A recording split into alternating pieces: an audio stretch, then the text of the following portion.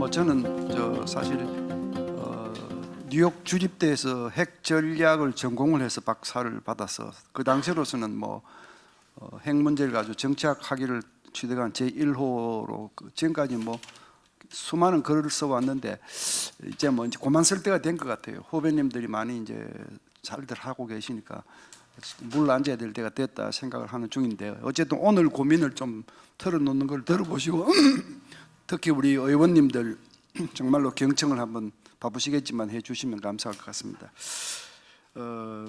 지금 윤석열 정부의 가장 시급한 3대 안보 과제가 뭐냐고 물으시면 저는 스스럼없이 답할 수 있습니다. 지금 핵 균형을 먼저 취해야 한다. 남북 간에 북한만 핵을 가지고 우리는 핵을 안 가진 비대칭 상태는 이제 빨리 종식시키지 않으면 앞으로 더 많은 불이익이 오고 위험성 앞에 이제 우리 박 교수님 말씀하셨듯이 북한의 도발 가능성 이런 것들이 그대로 다 살아가기 때문에 핵 균형으로 가야 한다. 그러기 위해서는 미국 전술핵 재반임이 가장 빠른 방법이죠. 두 번째는 핵 무장 준비입니다. 핵 무장 잠재력. 그러니까 핵 무장을 하자는 얘기는 저는 아직은 안 하고 있습니다. 핵 무장을 하게 되면 미국이 반대하면 동맹이 흔들릴 수 있고 이제 여러 가지 문제들이 생기는데, 그러나 사태가 더 나빠지면 미국도 동맹국들의 핵무장을 허용하고 핵을 가진 상태에서 공조를 하는 길을 택해야 될 겁니다. 조만간 그렇게 됩니다. 두고 보십시오. 그렇다면 지금 한국은 핵무장 준비를 하고 있어야 되는 거죠. 이 부분에 대해서 저나 여기 계신 분들 할 말 많습니다. 우리 정치권에 대해서 지난 수십 년을 떠들었잖아요. 수십 년을. 핵무장은 하지 않더라도 잠재력은 가지라고 수십 년 떠들었잖아요. 근데 우리 정부도 그렇고 정치권도 그렇고 거의 신경 쓰지 않았습니다. 이게 두 번째, 윤석열 정부에서는 좀 시작했으면 좋겠고, 세 번째가 이제 삼축 체제 강화입니다. 자, 그럼 삼축 체제로 바로 이제 들어가겠습니다. 삼축 체제에 대해서 오해, 이해 이런 것들이 좀 있는데 먼저 정리를 좀 하자면, 글쎄 어디서 이게 출발했는지는 잘 모르겠습니다만은 저는 제가 한 일에서 상당히 관련이 있다고 이제 봅니다. 2010년도에 이명박 정부 때 국방개혁을 사실 이제 제가 주도한 사람 중에 한 사람이었는데, 그때 64건의 국방개혁 건의안을 저희들이 만들어 올렸는데 가장 먼저 올린 것이 삼축체제였습니다. 제 손으로 기한을 해서 올린 게 삼축체제인데, 그때 삼축체제라는 것은 미국의 핵 삼축체제를 벤치마킹한 겁니다. 그러니까 미국의 핵 삼축체제라고 하는 것은 미국을 건드리면 너희들도 파멸이야 라는 강력한 응징보복 메시지를 주기 위해서 보복력을 공중과 지상과 해저에 3분산 배치한 체제를 말합니다. 이건 무슨 메시지냐면, 냉전 시절 동안 핵전쟁을 억제해온 핵심이 바로 이 응징보복 경고였습니다. 그래서 그 삼축을 얘기하는데, 그런데 우리 국방부에서 묵묵부답으로 있다가 2013년에 북한이 핵실험을 세 번째로 하고 났을 때 이축 체제를 얘기를 했어요. 그 이제 이미 방어는 노력을 하고 있는데 거기에 킬체인을 더해서 2개 축으로 가겠다. 그래서 제가 불만을 터뜨렸어요. 그 당시 국방부에 찾아 들어가서도 얘기를 했고, 한민구 장관한테도 개인적으로 얘기를 했고, 지금 북한은 억제를 해야지 전쟁이 무조건 일어나지 않도록, 핵을 사용하지 않도록 무조건 억제가 최고인데 그게 응징보복이 핵심이 돼야 되는데 왜 엉뚱한 얘기를 하느냐. 근데 국방부에서 수용하지 않았어요. 그러다가 2016년 북한이 제 6차 핵실험을 하고 나니까 KNPR을 보태서 이제 응징보복까지 합쳐서 삼축으로 가겠다. 이제 그런 과정을 거쳤어요. 근데 이제 이렇게 삼축 체제가 막 TV를 타고 막 발표를 하니까 오해가 많이 생기더라고요.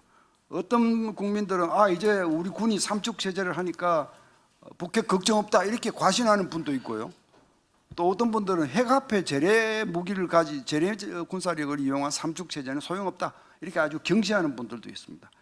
제가 바로잡아 드리면 핵 억제를 하기 위해서는 당연히 핵 대응이 최고입니다만 재래 무기도 일정 부분 억제력을 가질 수 있습니다. 그러니까 북핵을 억제하는 보조 수단으로 대단히 중요하다 이렇게 좀 바로잡자 그런 생각을 쭉 해왔고, 그 과정에서 확장 억제라는 표현, 제가 이 표현 때문에 여러분들하고 싸웠어요.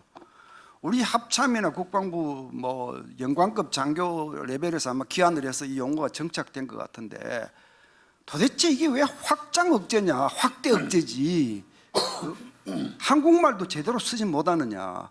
확장이라고 하는 것은 공간을 넓힐 때 확장이라고 하는 것이고, 확대라고 하는 것은요, 적용. 북한이 한국을 때리면 미국이 나한테 때린 거하고 같은 논리를 확대 적용해서 북한을 혼내줄 거예요. 이게 해고선 아닙니까? 예? 그러니까 이게 확대 억제라고 해야 되는데 왜 확장 억제라고 하느냐. 제가 이 사소한 문제지만 참 우리 군이요, 전문가들 말을 경청하지 않는다는 걸 진짜 환멸 때문에 제가 한번 지금이라도 고치세요. 확장 억제라는 틀린 말이거든요. 예? 자, anyway, 자, 이런 이해와 오해를 바탕으로 삼축 체제를 어떻게 개선해야 되느냐, 제가 요즘만 말씀드리겠습니다. 킬체인, KMAD, KMPR 이 세 가지입니다. 그죠? 선제, 방어, 응징입니다. 그죠? 역량이. 선제는 북한의 메시지는 강력합니다. 너희들 나 때리려고 무기 세우면 내가 너 먼저 깔 거야. 굉장한 강력한 억제 메시지를 가집니다. 그러나 기술적으로 가능하지 않고 경제적으로 가능하지 않고 국제정치적으로 가능하지 않습니다. 예. 기술적으로는 끝도 밑도 없어요. 밑도 끝도 없어요. 북한이 저거 나를 때리려고 하는 건지 그냥 연습하는 건지 어떻게 알아요? 그리고 그걸 파악하기 위해서도 위성이 많이 필요한데 우리나라 정찰 위성이 있습니까? 단 한 기도 없잖아요. 그러니까 이 얘기가 도대체, 그래서 지난 대선 때도 우리 대통령 후보께서 뭐 선제 공격 얘기를 하시는 걸 듣고 얼마나 알고 저렇게 얘기하시는가 하는 생각을 제가 사실 했었는데, 북한 전역을 4차치 보려면 정찰 위성이 한 200개 정도가 필요하답니다. 200개가 있어도 가림막이 가려져 있다가 나와서 쏘면 속수무책이죠. 그죠? 그리고 이제 이게 기술적으로 해결해야 되는 문제가 이론적으로 상한선이 없기 때문에 돈을 얼마나 퍼부어야 킬체인을 완성하냐, 이게 답이 없는 거예요. 그리고 정치적으로도 사실 북한이 우리를 때리려고 하는 중대한 징후가 발견됐다. 여러분이 대통령이시라면 때리라고 명령 내리겠어요? 북한이 그거 맞으면 우리가 공격하려고 했는데 남조선이 우리를 먼저 때렸다라고 이렇게 고백할 것 같아요? 멀쩡하게 정상 훈련하는데 남조선이 전쟁 도발했다고 그러지 않겠습니까? 그 대한민국이 전쟁 도발국이 되는 거죠. 그러니까 킬체인이라고 하는 것은 좋은데 필요한데 여기에다가 비중을 너무 많이 주면 안 된다는 얘기. 방어도 그렇습니다. 방어는요, 정치적 타당성은 문제가 없어요. 상대가 날 때리는 걸 내가 막아내는 노력이니까 정당성은 아무 문제가 없어요. 그러나 방어는 다 막는다는 보장이 없어요. 이것도요, 밑도 끝도 없어요. 어디까지 막아야 잘 막느냐. 근데 지금은 솔직하게 무너졌잖아요. 우리 방어망 무너졌습니다. 북한이 우리 탄도미사일 방어망을 돌파하는 극초음속 미사일, 변칙 기동 미사일, 잠수함 발사 미사일 이런 것들은 지금 우리 가진 체제 사드로는 못 막는 겁니다. 예. 다 무너져 있는데 이걸 계속 국방부는 계속 팔고 있다는 거죠. 예. 방어의 결정적인 가장 큰 문제점은요, 억제 효과가 강력하지 못합니다. 북한의 입장에서 보면 내가 때리는데 얘들이 막네, 알았어, 다음엔 더 센 걸 준비해야 되겠네, 뭐 이거지. 때린 자한테 응징을 하지 않기 때문에 믿져야 본전 아닙니까? 그러니까 이게 메시지가 강력하지 않습니다. 그러니까 여기에 비하면 이제 세 번째, 응징 보복, 이 역량은 수십 년 동안 핵전쟁을 억제해온 냉전 시절의 주역이 바로 응징 보복이었고요. 또 이 돈도 비교적 덜 듭니다. 응징 보복과 킬체인의 역량들이 중복되기 때문에 같이 사용할 수는 있습니다. 그러나 응징 보복에는 반드시 고첨단 고비용 무기만 필요한 게 아닙니다. 북한이 서울을 불바다 만들겠다 협력 공갈을 치면 우리도 평양을 불바다 만들겠다. 평양 불바다 만드는 데는요, 정확도가 필요하지 않습니다. 그죠? 좀 질이 떨어지는 미사일을 대량 생산해도 되는 겁니다. 그리고 참수작전, 이거는 좀 과장해서 얘기하면 단 한 발의 탄환으로 적의 수뇌부를 죽일 수 있는 능력을 가지고 있다면 그거 가지고도 전쟁은 막을 수 있는 겁니다. 그런데 이 응징 보복에는 좌우지간 경제적이기도 하고 방법도 다양하고 효과도 큰데 왜 우리 군은 킬체인 방어에만 집중을 하고 예산도 그쪽으로만 더 태우고 이 KMPR 쪽은 왜 경시하느냐? 저는 이해가 안 돼요. 이해가 안 돼요. 이거 오늘 국방부 합참에서 오셨으면 정말 좀 제대로 해주시기 바랍니다. 그 도표 제 자료에 있습니다. 그것만 보시면 바로 다 정리가 될 겁니다. 자, 그러면은 이 삼축 체제에 대해서 건의를 정리하면 이렇습니다. 응징 위주로 삼축 체제를 강화하라는 것이고, 그다음에 미국 미사일 방어는 미국과 통합해야 한다. 그게 우리가 사는 길입니다. 국민을 더 살리는 길입니다. 그다음에 앞으로는 핵 무장을 하는 경우에 대비해서 핵을 운용하는 체제로 발전을 시켜야 됩니다. 지금은 핵을 가지지 않더라도. 그다음에 더 결정적인 것은 대한민국 국토가 좁죠. 우리 모든 국토가 북한 투발 수단의 사정권에 들어 있는데 본토에 있는 삼축 체제, 북한에 대한 이 능력을 제주도에 한 세트를 더 만들어야 됩니다. 제주도에. 이 얘기는 참 길어져서 제가 제목만 말씀드리겠는데 정말 제주도는 전략 도서화돼야 됩니다. 그다음에 제주도도 북한의 사정권이죠. 일본, 괌, 해외에도 두어야 합니다. 대한민국이 생존하기 위해서는 2겹, 3겹의 세컨드 스트라이크, 서드 스트라이크. 북한이 아무리 생각해도 한국을 건드리지 못하겠다, 이런 생각이 들도록 만들어 놓고, 그리고 북한하고 화해 협력을 하든 도와주든 뒷돈을 주든 뭘 하든 하라는 겁니다. 예? 자, 그거고요. 그다음 이제 핵 얘기 잠시 이제 하겠습니다. 우리가 핵 균형으로 가야 될 시기는 이미 지났습니다. 이미 지났습니다. 북한이 이미 많이 왔습니다. 북한이 핵 전략이 어떻게 발전되어 왔느냐 우리 박 교수님 설명하시기 때문에 제가 중복 설명은 드리지 않겠습니다만, 크게 보면 이렇게 보시면 됩니다. 북한이 핵무기를 처음 가졌을 때는 겸손 코스프레를 했습니다. 내가 핵 이제 가졌는데 나 좀 제재하지 말고 그냥 핵국으로 그냥 안착시켜 달라고, 걱정하지 마, 핵을 절대로 사용하지 않아, 그냥 억제용으로만 가지고 있는 거야. 핵을 안 가진 나라한테 핵을 사용하지 않을 거야. 또 설령 핵을 가진 나라라 하더라도 상대가 먼저 사용하지 않으면 우리가 먼저 사용하지는 않을 거야. 이게 다 이제 전략적으로 용어가 있습니다만 쉽게 설명하면 그런 겁니다. 그러니까 걱정하지 말고 내 핵 보유 인정해 달라는 겸손 코스프레를 떨다가 지금은 강대국 코스프레로 바뀌었죠. 적극적으로 핵을 사용한다는 소위 핵 사용 전략을 천명을 했고, 이게 이제 핵 전략 이론에서는 1세대 전략과 2세대 전략으로 구분이 됩니다. 2세대 전략을 천명했습니다. 북한이 최근에. 그리고 금년 5월 달에 그 김정은이 담화를 보면요, 핵무력의 주된 임무는 전쟁 초기에 적의 전쟁 의지를 소멸시키는 것이다. 이게 무슨 얘기입니까? 한반도에 전쟁 나면 초기에 대한민국을 향해서 핵 쓰겠다는 겁니다. 북한이 법을 2번 만들었잖아요. 이번에 만든 게, 금년에 만드는 게 핵정책 무력법인데, 이게 북한판 NPR입니다. 북한판 핵태세 검토서입니다.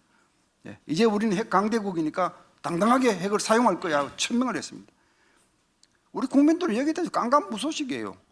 이걸 중시하는 것 같으면 오늘 이 자리에 지금 국회에서 하는 세미나인데 지금 이렇게 텅텅 빌 수 있습니까? 뭐가 그렇게 중요합니까? 뭐 지역구에 가서 표 받는 거 중요하고 다 중요하지요. 참 실망이죠. 항상 이랬습니다. 북한이 그 법의 5조에 이렇게 써놨습니다. 우리 조선민주주의인민공화국은 비핵국이 핵국과 야합해서 우리한테 대적하지 않는 한 그 비핵국에 대해서는 핵을 사용하지 않는다, 이렇게 되어 있어요. 굉장히 착한 얘기한 것 같습니까? 한반도에서 대한민국의 동맹국인 미국은 핵국입니다. 남조선이 미국과 야합해서 우리에 대항하면 남조선에 핵을 쓰겠다, 바꾸어 쓰면 정확하게 같은 의미입니다. 그러니까 남한에 대해서는 이미 핵 사용 천명, 선제 핵 사용 천명까지 한 상태인데, 그래도 우리 국민과 우리 정부는 무덤덤한 것 같아요. 그래서 지금 핵균형은 이미 시절이 지났다. 지금이라도 빨리 핵균형을 서둘러라.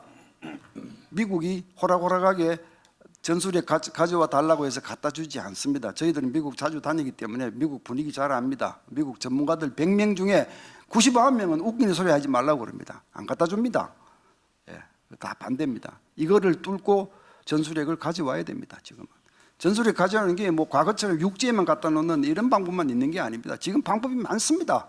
우리 F-35가 미국 전술핵을 운용하고 핵 공유 협정을 맺고 우리 F-35가 괌이나 다른 해외에 주둔하면서 한국을 들락거리면서 북한의 핵을 위협할 수도 있고, 미국의 핵 잠수함이 동해에 상시 배치해서 북한을 급주는 방법도 있고, 괌이나 일본에 우리를 위한 확대 억제력을 강화하는 방법도 있고, 굉장히 방법이 많습니다. 다양합니다. 우리 정부 여당은 바로 미국하고 이 문제를 극복해 나가야 됩니다. 지금 미국 여론이 좋지 않지만 한국 국민을 살리기 위해서는 서둘러야 한다. 그리고 언젠가 핵무장이 필요할 때 되면 핵무장을 해야 되고, 그것으로도 부족하면 북한, 중국까지 이 동아시아 밸런스를 전체를 다 중국 쪽으로 가져가는 어마어마한 사태가 발생한다면 핵무장한 상태에서 미국하고 소위 누클리아 쿼드 같은 걸 가져가야 되겠죠. 대만, 일본, 한국이 핵무장하고 미국하고 협력해서 중국, 북한 대륙으로부터의 위협을 막아내는 이런 조치를 취해야 되겠죠.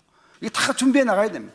자, 마지막 종합 건의 세 마디 말씀드리겠습니다. 첫째는 지금 정부 여당의 가장 시급한 과제는 핵과 관련해서 세 가지 다 말씀드렸습니다. 반복하지 않겠습니다. 두 번째는 정치 안정을 기하지 못하면 아무것도 되는 게 없습니다. 여러분이 미국 정부라면 정부가 바뀔 때마다 친북했다가 종북했다가 정보가 북한에 넘어갔다가 또 반대로 왔다가 이런 정부에 규정한 전략 자산을 배치하겠습니까? 그런 나라하고 고급 정보를 공유하겠습니까? 유럽은 정부가 바뀌어도 같은 자유민주주의 체제를 유지하는 그 우파 안에서 진보와 보수가 바뀌고, 대한민국은 좌우로 바뀌잖아요. 좌우로 바뀌는 이 정치 패턴이 유지되는 한 앞으로 동맹은 못 지킵니다.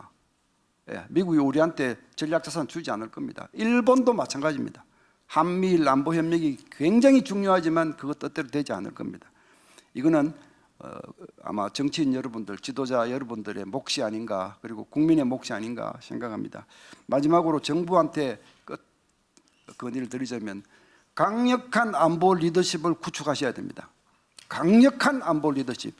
이 안보 리더십은 대통령 한 분이 결심한다고 되는 것이 아니고, 또 대통령이 자기 아는 분 몇몇 사람 요직에 앉혀놓는다고 되는 것도 아니고요.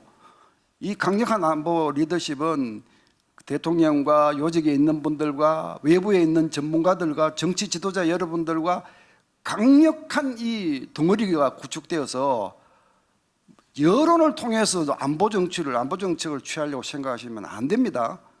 아니 지소미아 이거 종료 선언해놓고 국민들한테 물어보는 거, 이런 거 왜 합니까? 안보에는 정론밖에 없습니다. 우리 지도자께서 정치에서 좌고우면하시고 이쪽 저쪽을 기웃거리는 거 다 이해합니다. 그렇게 해야 또 정치를 할 수 있으니까. 안보에는 좌고우면이 없습니다. 정론밖에 없는 겁니다. 안보는 여론조사를 물어보면 안 되는 겁니다. 그럼 여러분들 배 타고 가는데 배가 큰 빙산을 만났는데 잠자는 선원들 깨어서 거기서 투표해서 하자고 하는 대로 배를 몰 겁니까? 지금은 강력한 리더십을 구축해야 될 때다, 이 말씀을 드리면서 제 말 마치겠습니다. 감사합니다.